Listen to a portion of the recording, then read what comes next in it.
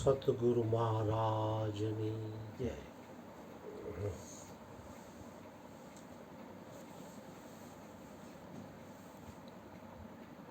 કારણ કે જે મહાપુરુષો થઈ ગયા એને બધી વસ્તુનો સદુપયોગ કર્યો ત્યારે આટલા મહાન થયા છે.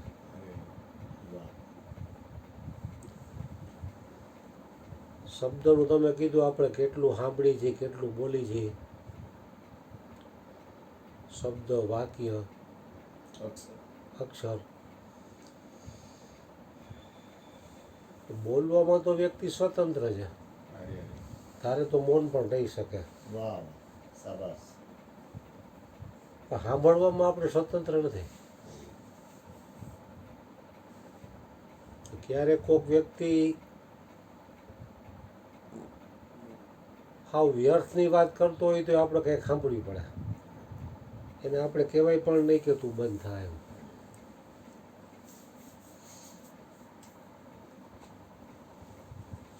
પણ બોલવામાં આપણે થોડાક સ્વતંત્ર ગણાય. ધારી શકી તો આપણને એમ લાગે કે આપણને કંઈ જરૂર નથી તો આપણે મૌન રહીએ. અગાઉનો એક મુદ્દો છે આમાં, પોતાની જાત સાથે રહેવામાં કેમ કંટાળો આવે.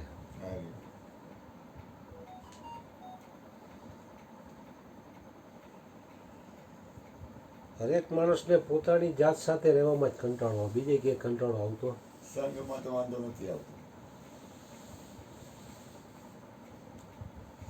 કાંઈક સાંભળવું, જોવું, બોલવું, સૂંઘવું, પાંચમાંથી કોઈ પણ એક વિષય મળી જાય એમાં કંટાળો નહીં આવે. કોરોનાની વર્તમાન પરિસ્થિતિમાં માણસ લોકડાઉનના કારણે ઘરમાં બંધ છે. તમે આખો દિવસ શું કરો છો? જરા હિસાબ માંડજો. કેટલા એવા માણસો હશે જે આખા દિવસમાં કાંઈ જ નહીં કરતા હોય. આવા લોકો પોતાના દિવસોને ચીલાચાલુ કામકાજોથી પૂરો કરી દે છે. કાંઈ કરતા ન હોય પણ ચીલાચાલુ કામકાજથી આખો દિવસ પૂરો કરી દે છે. પાશ્ચાત્ય દાર્શનિક પાસ્કરનું વચન છે, આધુનિક માણસની મોટામાં મોટી મુશ્કેલી અને મોટામાં મોટું દુઃખ એ છે કે એ પોતાના રૂમના ખૂણામાં 10 મિનિટ પણ ચૂપચાપ પલાઠી મારીને બેસી શકતો નથી. 10 મિનિટ પણ. તો આયા વર્ષોથી ભજન હાલે છે એટલે અહીંયા એના પ્રભાવના કારણે માણસ કલાક, 1.5 કલાક, 2 કલાક પલાઠી વાળી બેસી શકે. ઘરે બેસવામાં મુશ્કેલી વધી જાય. પલાઠી મારીને બેસી શકતો નથી. કામનું તો જાણે એક વ્યસન થઈ ગયું છે. એક દ્રષ્ટિએ આ દારૂ કરતાં પણ આ મોટું વ્યસન છે.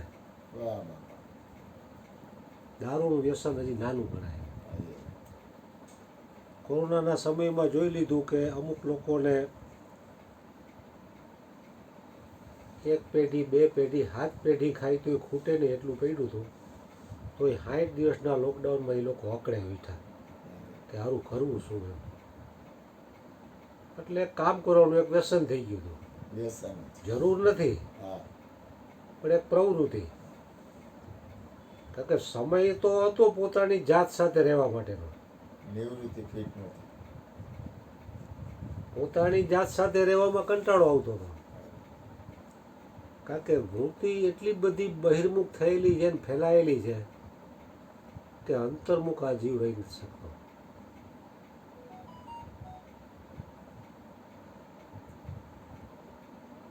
કામનું તો જાણે એક વ્યસન થઈ ગયું છે. એક દ્રષ્ટિએ આ દારૂ કરતાં પણ આ મોટું વ્યસન છે. દારૂ તો કદાચ શરીરને બરબાદ કરે છે. વ્યવસ્થ રહેવાનું દારૂ કદાચ શરીરને બરબાદ કરે છે. વ્યવસ્થ રહેવાનું અને કામ કરવાનું વ્યસન તો મનને કમજોર અને આત્માને મૂર્છિત કરે. અને માણસો હું વ્યવસ્થિત મારે ટાઈમ જ નથી, હા વ્યસ્ત છું એમ. વ્યસ્ત છું એમ.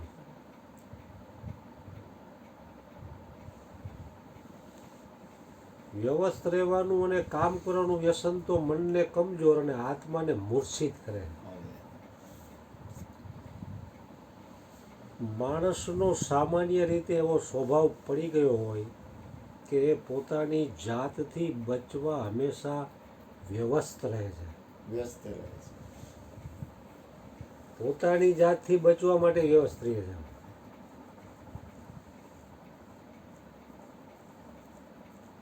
કે પોતાની જાત સાથે રહેવા માંગતો નથી અને સતત ભીડમાં રહેવાનો પ્રયત્ન કરે છે. પરિક્રમામાં 5 દીમાં 12-15 લાખ માણસોએ લાભ લીધો. જલારામ જયંતિમાં લાખો માણસોએ લાભ લીધો.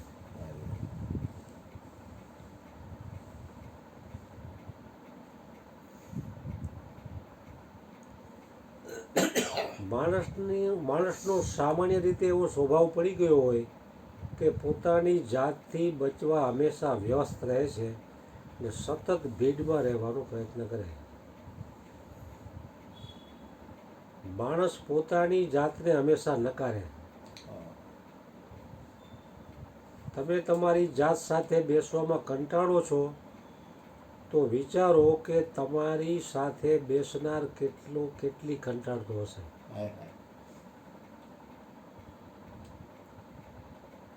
હું પોતે જ મારી જાત સાથે બેહવામાં કંટાળતો હોઉં તો હું જેની યારે બેહતો હોય એમાંથી કેટલા કંટાળતા હોય એમ કહેવા માંગે. તમે તમારી જાત સાથે બેસવામાં કંટાળો છો તો વિચારો કે તમારી સાથે બેસનાર કેટલો કંટાળતો હશે. પોતાની તો જાણે કોઈ કિંમત જ નથી. આ કારણે પોતાના માટે વિચારવાનો અને પોતાની જાતને સંવારવાનો સમય જ નથી રહેતો. જો કે સમય તો ખૂબ છે, સમય નથી એ બહાનું તો હવે નકામું થઈ ગયું છે.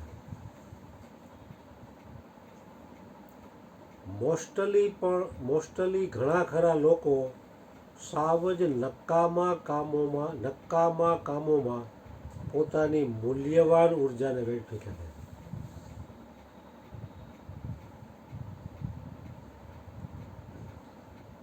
નકામા કામોમાં મૂલ્યવાન ઉર્જા અને કિંમતી સમય વેડફાઈ જાય છે. અને જે આ શહેનશાહો થઈ ગયા, મહાપુરુષો થઈ ગયા, એને એની ઉર્જાનો સતત ઉપયોગ કર્યો છે, દુરુપયોગ નથી કર્યો. સદુપયોગ કર્યો એટલે એ મહાન થયા. અને સામાન્ય જેવી બધી શક્તિ તો પરમાત્માએ બધાને હરખી આપી છે. શક્તિ અને સામર્થ્ય તો છે જ, પણ એનો ઉપયોગ કઈ રીતે કરે છે એની ઉપર આધાર છે.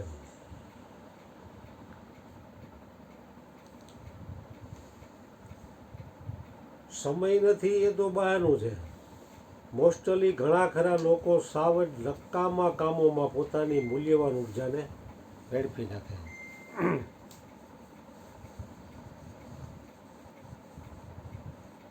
જેવી રીતે આયા એક રાઉન્ડ ભજનનું લ્યો, 4-5 વાણી થાય કે 6 વાણી થાય, પછી તરત જ ચાનો ઇન્ટરવલ પડે એટલે બારે જઈને બીડી ફાકી ચા જે કાંઈ હોય તો થોડીક વ્યર્થ વાતો કરી આવે ને એવડો પછી એવડો પાછો ફ્રેશ થાય, પછી બીજો રાઉન્ડ લે.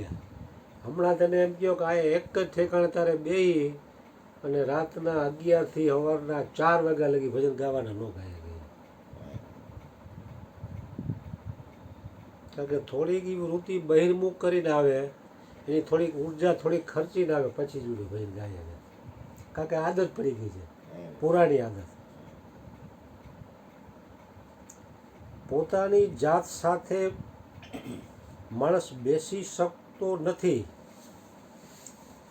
કેમ કે પોતાની ભીતર બેઠેલા શેતાનની મુલાકાત કરવી એ બહુ મોટી સાધના અને સાહસ માગે છે.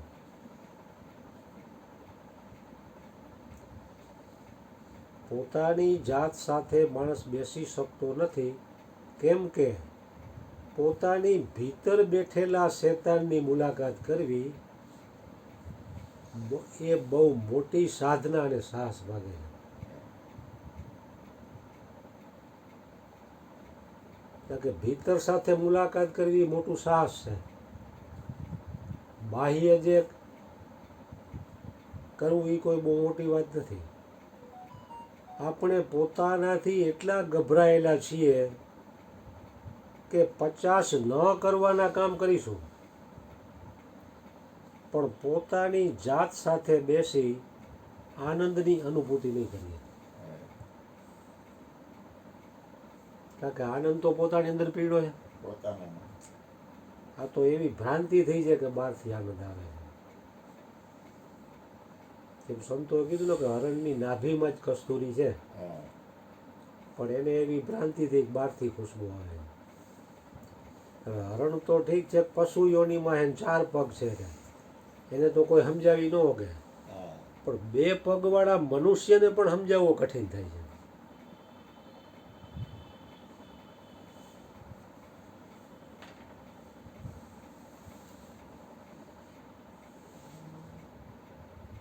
આપણે પોતાનાથી એટલા ગભરાયેલા છીએ કે 50 ન કરવાના કામ કરીશું, પણ પોતાની જાત સાથે બેસી આનંદની અનુભૂતિ નહીં કરીએ.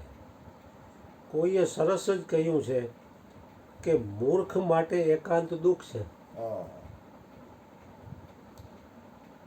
60 દિવસનું લોકડાઉન થયું, તેમાં મોટા ભાગનાને તકલીફો થઈ. એટલે આપણે સમજી જવાનું કઈ પ્રકારના માણસો છે. કોઈને મૂર્ખ આપણે કહેવાય નહીં. મૂર્ખ માટે એકાંત દુઃખ છે, જ્ઞાની માટે એકાંત સુખ છે બેય માટે એકાંત. પણ હરેક વ્યક્તિની સમજણ કઈ પ્રકારની છે એના ઉપર આધાર છે. સમજણ ઉપર આધારિત છે. નહીં તો જેલમાં ગયેલો એને એકાંત જ છે, હા. આવ શાંતિ. કાંઈ ટેન્શન નહીં, ટાઈમે જમવાનું મળી જાય. હા. મૂર્ખ માટે એકાંત દુઃખ છે અને જ્ઞાની માટે એકાંત સુખ છે. 60 દિવસના લોકડાઉનમાં તમારે અહીંયા 24 કલાક ભજન ચાલુ થયા, કાયમ. નહીતર પૂનમ બીજ જ થતા. તો તમારા માટે એકાંત સુખ થયું મને મજા આવી ગઈ. અને જગતના લોકોને દુઃખ થયું, ઘરું કંટાળી ગયા કે હવે લોકડાઉન ખુલે ને ધંધે લાગી તો સારું. હા, યાર. પૈસાની જરૂર નથી, હા. પણ નવરસ પચન પોતાની જાત સાથે રહેવામાં કંટાળો આવે, માનસિક કંટાળો આવે. પોતાની જાતથી ભાગીને ક્યાં જશો અને ક્યાં સુધી ભાગશો? ક્યારેક તો પોતાની જાત સાથે રહેવાનું એપોઇન્ટમેન્ટ તો લેવું જ પડશે. ક્યારેક તો પોતાની જાત સાથે રહેવાનું એપોઇન્ટમેન્ટ તો લેવું જ પડશે. અત્યારે અવસર છે આનો અભ્યાસ કરવા માટે.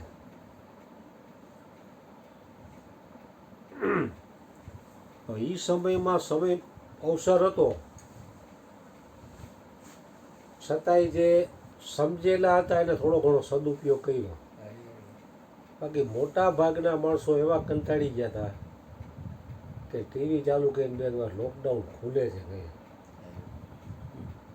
તો આપણે શું છે, આપણા ધંધા ચાલુ કરી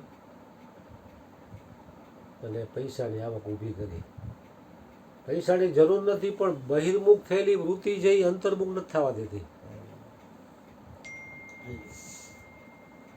નહીંતર એ સમયમાં પરમાત્માએ સમય તો આપ્યો હતો જ બધાને, ભજન કરવા જઈ. ભજન કરવા માટે જ આપ્યો હતો. પ્રદૂષણ ઘટી ગયું. બધુંય ઘટી ગયું હતું, બધુંય શાંત. માણસોની તંદુરસ્તી પણ સારી થઈ ગઈ હતી. બહારનું બધું ખાવાનું ઘરનું ખાઈને માણસના હોટલું બધું બંધ. તંદુરસ્તી સારી થઈ ગઈ હતી. પક્ષીઓ ખુશ થઈ ગયા હતા કે ઘોંઘાટ બંધ થઈ ગયો. પણ છતાંય માણા ઘણાય ખોટી દવાની ફાઇલો ભેગી લઈને રખડે મારે કે પોલીસ રોકે તો બતાડું કે દવા નીકળે. અમુક ઘઉં કે બાજરાનો ડબ્બો લઈને નીકળે, કોઈ દહીંનું ધરાવવા નીકળે.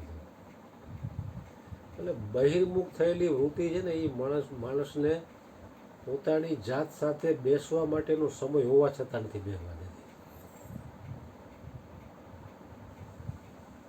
ભગવાન કહે ને કે મન છે એ